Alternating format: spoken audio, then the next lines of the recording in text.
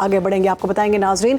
Istanbul में पाकिस्तान और अफगानिस्तान के दरमियान मुज़ाकरात का तीसरा दौर जारी है। पाकिस्तानी वफ़द की क़यादत मशीर कौमी सलामती लेफ्टिनेंट जनरल आसिम मलिक कर रहे हैं, जबकि अफगान वफ़द मुल्ला अब्दुल हक वासिक की सरबराही में मुज़ाकरात में शरीक हैं। फ़रीक़ैन के दरमियान पिछले मुआहदों पर अमल दरामद और साइल की निगरानी और तस्दीकी निज़ाम पर तफसीली गुफ्तगू जारी है। पाकिस्तानी हुकाम के मुताबिक इस्लामाबाद का मौक़िफ़ वाज़ेह है कि अफगान सरजमीन पाकिस्तान मुखालिफ दहशतगर्दी के लिए इस्तेमाल नहीं होनी चाहिए। पाकिस्तान ने मुज़ाकरात में अपने एक निकाती एजेंडे यानी दहशतगर्दी के खात्मे पर सख्त मौक़िफ़ बरकरार रखा है और उम्मीद जाहिर की है कि अफगान तालिबान के तसलसल और खित्ते के इस्तेहकाम के लिए अमली इक़दाम कर रहे हैं। दूसरी जानब चमन बॉर्डर पर अफगान फोर्सेज की बिलाश्तियाल फायरिंग के वाक़े में पाकिस्तानी सिक्योरिटी फोर्सेज ने मुअस्सर और ज़िम्मेदाराना जवाब दिया। वज़ारत इत्तलात के मुताबिक सूरत हाल पर फौरी काबू पा लिया गया और जंग बंदी बदस्तूर बरकरार है। पाकिस्तान ने वाज़ेह किया कि वो मुज़ाकराती अमल के तसलसल और क़याम अमन के अज़्म पर कायम है और तवक्को रखते हैं कि अफगान हुकाम भी इसी जज्बे से ताउन जारी रखेंगे। इसी पर बात करेंगे, हमारे गेस्ट हमें ज्वाइन कर चुके हैं, रिटायर्ड हैं एयर कॉमोडोर खालिद चिश्ती साहब। बहुत शुक्रिया खालिद साहब प्रोग्राम में वक्त देने के लिए। इस्तांबुल मुज़ाकरात के इस तीसरे दौर में पाकिस्तान जो है एक निकाती एजेंडे में सामने आया है और एक ही बात बार बार की जा रही है कि दहशतगर्दी नहीं होनी चाहिए, दहशतगर्दी का मुकम्मल खात्मा होना चाहिए। आप क्या समझते हैं, किस हद तक मौसर हिकमत अमली सामने आएगी? देखिए, सारा डिपेंडेंट तो इंटेंशंस पर है और ये सब कुछ क्योंकि ऑब्जर्वेशन पाकिस्तान की रियलिटी बेस्ड है, किसी परसेप्शन पर नहीं है, कोई नैरेटिव नहीं है, ये पाकिस्तान की सिर्फ ओपिनियन नहीं है। हमने कई महीनों से ये दहशतगर्दी देखी है, उसका मुकाबला करने की कोशिश कर रहे हैं थ्रू आउट और फिर नुकसान उठाया है हमने, जाहिर है शहीदों की शक्ल में और जो सैबोटाज या टेररिज्म एक्टिविटीज यहाँ पर होती है। तो पाकिस्तान का बहुत रियलिटी बेस्ड है और बहुत लॉजिकल एक डिमांड है। हमारी कोई ऐसी डिमांड नहीं है अनरीजनेबल और कोई ऐसी हमारी मिस एडवेंचर या एडवेंचर करने का हमें शौक भी नहीं है कि हम कोई स्ट्राइक्स करें। तो मेरा ख्याल है कि अगर लॉजिक प्रिवेल करे तो इसको बहुत टाइम नहीं लगना चाहिए था। ये तीसरा दौर हो रहा है, पहले आपने देखा दोहा में हुआ, उसके बाद इस्तांबुल में हुआ, फिर एक और इस्तांबुल में हो रहा है और पिछली दफा भी आपने नोट किया होगा, मैं भी डाटा देख रहा था कि तकरीबन 92 घंटे जो 92 आवर स्टे था दोनों डेलीगेशंस का, उसमें से कोई 50 घंटे मुज़ाकरात हुए थे। एजेंडा बड़ा सिंपल है, अगर हमने नैरेटिव वर्सेस काउंटर नैरेटिव करना है, लॉजिक वर्सेस लॉजिक करते रहना है मुकाबला, फिर तो कोई एंड नहीं होगा। और इसका मुझे खदशा उस वक्त भी था, मैं आपके व्यूअर्स के साथ पहले भी शायद दर्ज कर चुका हूँ कि जब ये इस तरह की टेररिज्म होती है और इतनी प्रिसीजन स्ट्राइक्स की जाती हैं जो पाकिस्तान की मुसल्लह फौज ने की थी, इसमें आमतौर पर ब्रेक नहीं दी जाती, इसमें पॉज नहीं किया जाता, रीग्रुपिंग हो जाती है, रीलोकेशन हो जाती है टेररिज्म की तरफ से, अपने स्ट्रेटेजिक एसेट या जो उनके वेपन्स होते हैं उनको पीछे ले जाते हैं, हाइडिंग में चले जाते हैं, कंसीलमेंट कर लेते हैं या छुपा लेते हैं अपने आप को। फिर भी पाकिस्तान ने बड़ा दिल करते हुए सीज फायर किया था। फिर दोहा में आपने देखा कामयाब उस तरह नहीं हुए, सिर्फ सीज फायर अनाउंस हुआ, फिर टाइम बाय किया गया। ये सब कुछ मिलिट्री स्ट्रैटेजी या इस तरह की जो वॉर फाइटिंग स्ट्रैटेजी होती है उसके खिलाफ होता है। लेकिन उसके बावजूद क्योंकि हम अमन चाहते हैं, हम चाहते हैं कि अफगानिस्तान के लोगों को ये ना एहसास हो कि हम कोई हमलावर हैं या हम उनके खिलाफ हैं, तो हमने फिर भी रिस्ट्रेन किया। तो अभी कंक्लूजन यही है, बिकॉज अनफॉर्चुनेटली इंडियन फैक्टर इस दफा बहुत स्ट्रांग है, पहले भी रहा है, ये कोई सरप्राइज नहीं था। लेकिन क्योंकि मई के वाक़े के बाद हिंदुस्तान की ये ख्वाहिश है कि पाकिस्तान इंस्टेबल रहे और खासतौर पर टू प्रॉन्ग डायमेंशन में लड़ता रहे या डिल्यूट हो जाए पाकिस्तान की फोर्सेस और नुकसान भी होता रहे, तो ये उनकी स्ट्रैटेजी के बरएन उसी तरह है कि डिले किया जाए या स्टॉल किया जाए या टाइम बाय करके और पैकेज बेहतर किया जाए। और आखिरी इसमें जुमला ये है शहरबानों के, अनफॉर्चुनेटली तालिबान का भी यही रहा है इतने सालों में। वो चाहते हैं कि बार्गेन होती रहे, नेगोशिएशन में बेहतर से बेहतर उनकी प्राइस लगाई जाए, उनको कीमत जो डिमांड करते हैं वो मीट की जाए, या डिप्लोमेटिक फेवर चाहते हैं जैसे रिकग्निशन है या दूसरी चीजें हैं, वो इसको एज ए टूल इस्तेमाल कर रहे हैं, इसको वेपन ऑफ स्ट्रैटेजी के तौर पे यूज कर रहे हैं। लेकिन हमने जाहिर देख लिया कि हमारी जो अल्हम्दुलिल्लाह एक याद रखना चाहिए उनको कि हमारी पावर टू पनिश या पावर टू डोमिनेट ये है, वो पावर टू बार्गेन भी हमारी वही है, जो कि जाहिर है हम बाय चॉइस नहीं इस्तेमाल करना चाहेंगे। लेकिन उम्मीद रखते हैं कि अगर इंडियन फैक्टर कम से कम हुआ तो हालात बेहतरी की तरफ जाएंगे, लेकिन अगर इंडियन इन्फ्लुएंस प्रिवेल किया तो फिर हमारे लिए और अफगानिस्तान दोनों के लिए कोई इतनी फेवरेबल सिचुएशन नहीं होगी।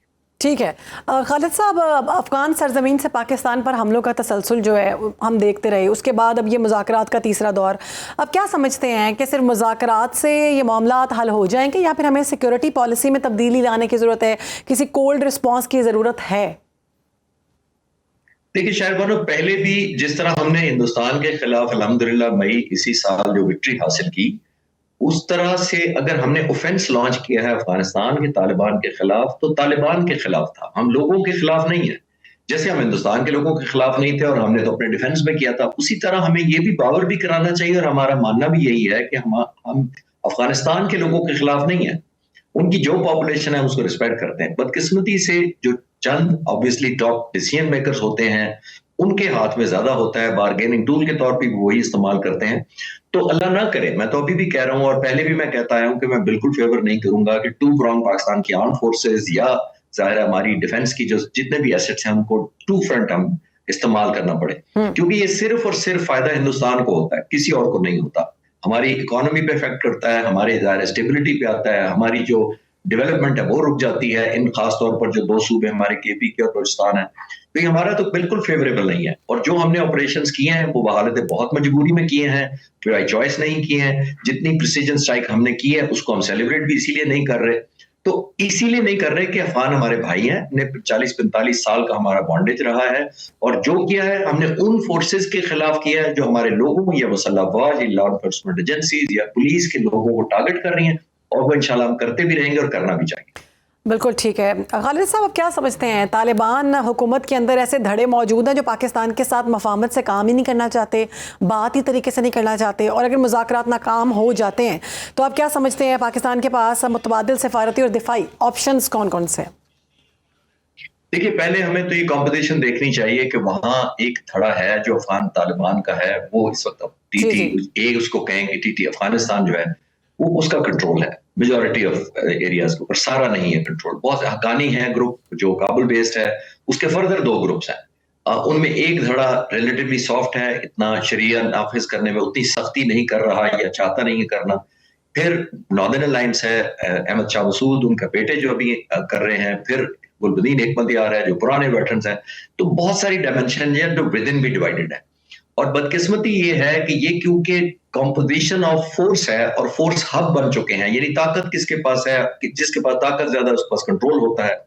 तो ये जो धड़े होते हैं एक दूसरे का एक अनरिटन रिस्पेक्ट भी करते हैं। अनरिटन रिस्पेक्ट का मतलब है कि उनको पता होता है कि अगर आज मैंने सख्ती की तो हो सकता है 1 या 2 या 3 धड़े आपस में मिलकर मेरी हुकूमत, जिस जो फोर्स अप्लाई करेगा उसकी हुकूमत गिरा दे। तो ये लिव एंड लेट लिव वाली पॉलिसी पे अमल करते हैं, और लिव एंड लेट के अंदर इंस्टेबिलिटी ही उनकी एक लाइफ लाइन है।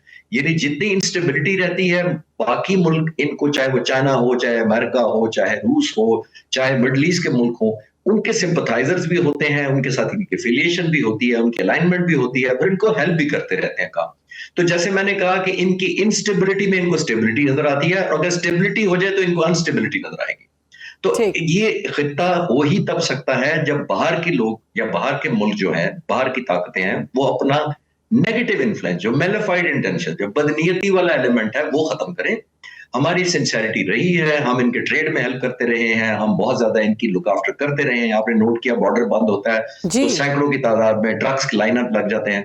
और आखिरी बात एक शायरबानो में बताता चलूं कि हमें, आप जैसे मीडिया के थ्रू, हमें अफगानिस्तान के लोगों को कन्वे करना चाहिए कि जो कुछ हम कर रहे हैं अफगान लोगों के खिलाफ नहीं है, ये उस अफगान रजीम या हुकूमत के खिलाफ है जिसका कंट्रोल है, जो गलत फैसले कर रही है, और जो अपनी इनएबिलिटी या अनइंटेंशनली या इंटेंशनली उनको सपोर्ट कर रही है, और मोस्टली इंटेंशनली कर रही है।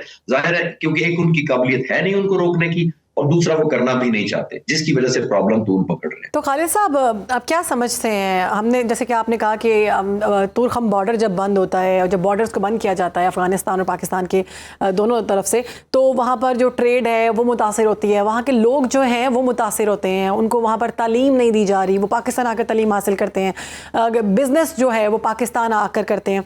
क्या ये जो अफगान हुकूमत है, अबूरी हुकूमत, या फिर अफगान तालिबान रजीम जो है, ये अपने मुल्क के भी खिलाफ ही काम कर रहे हैं? देखिए, जैसे मैंने पहले कहा कि ये पावर हब्स हैं बुनियादी तौर पर, जिसके पास ताकत ज्यादा है वो ज्यादा एरिया कंट्रोल कर लेता है, और जिसके पास कम है वो सबसाइड हो जाता है टेम्पररी तौर पर। और अनफॉर्चुनेट पार्ट है भी यही कि उन्होंने अकाउंटेबल नहीं होना, चेयरमानो अपने लोगों के पास कोई इलेक्टेड बॉडी नहीं है, ये कोई पार्लियामेंट नहीं है, कोई जैसी भी हो डेमोक्रेसी नहीं है, लोगों को आंसरेबल नहीं होना, उन्होंने बैलेट बॉक्स पर यकीन नहीं है, उनका तो फोर्स है बस। उनको ये मैटर नहीं करता कि लोग कितनी तकलीफों में गुजरेंगे, ट्रेड बंद हो जाएगा, कारोबार बंद हो जाएगा। और ट्रेडिशनली जब भी अफगानिस्तान के साथ हमारे ताल्लुकात इस तरह हुए हैं या दहशतगर्दी पर हम इनको कोई सीरियस मैसेज देना चाहते हैं, हमने 2 तरीकों से दिया था। या हम ट्रेड बंद कर देते हैं, या हम जो अफगान महाजरीन है उनको कहते हैं कि हम इनको पुश बैक करेंगे और वापस चले जाएंगे। ये तो पहली दफा हमने एक आर्म्ड या रेजिस्टेंस दिखाई है अपना, या एक रिजॉल्व दिखाया है, जो अंडर एस्टिमेट ये करते रहे हैं कि शायद हमारा या तो सलाहियत नहीं है इन हाइडआउट्स को जो तालिबान की टीटीपी के हैं उनको पहुंचने की, हमारे पास इंफॉर्मेशन नहीं है, या फिर हमारा हौसला नहीं है।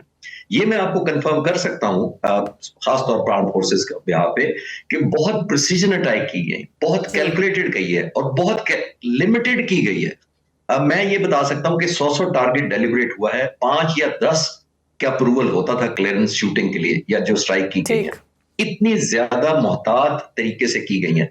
और ये नहीं है कि हमने रैंडम किया है, हमने रैंडम नहीं किया, बहुत सारा डाटा अवेलेबल था, बहुत सारा सर्वेज हुए थे, बहुत सारी इंटेलिजेंस रिपोर्ट्स थी हमारे पास, बहुत सारा रिकॉन्सेंस किया गया, वेरीफाई करके की गई हैं। तो इसमें कोई डाउट नहीं है जो इंडियन खासतौर पर ये भी प्रोपेगेंडा कर रहे हैं कि कोई इनोसेंट मारे गए हैं या फिर डिसाइड हुआ है या औरतें बच्चे मारे गए, कोई क्रिकेटर मारे गए, ये सब प्रोपेगेंडा का हिस्सा है। सब प्रोपेगेंडा किया जाता है। और भारतीय मीडिया की अगर हम बात करें तो वैसे भी पर मबनी खबरें चलाते हैं, वो तो इस बारे में फेमस है। बहुत शुक्रिया जी, हमारे साथ मौजूद थे खालिद चिश्ती साहब, सारे मामले में गुफ्तगू कर रहे थे।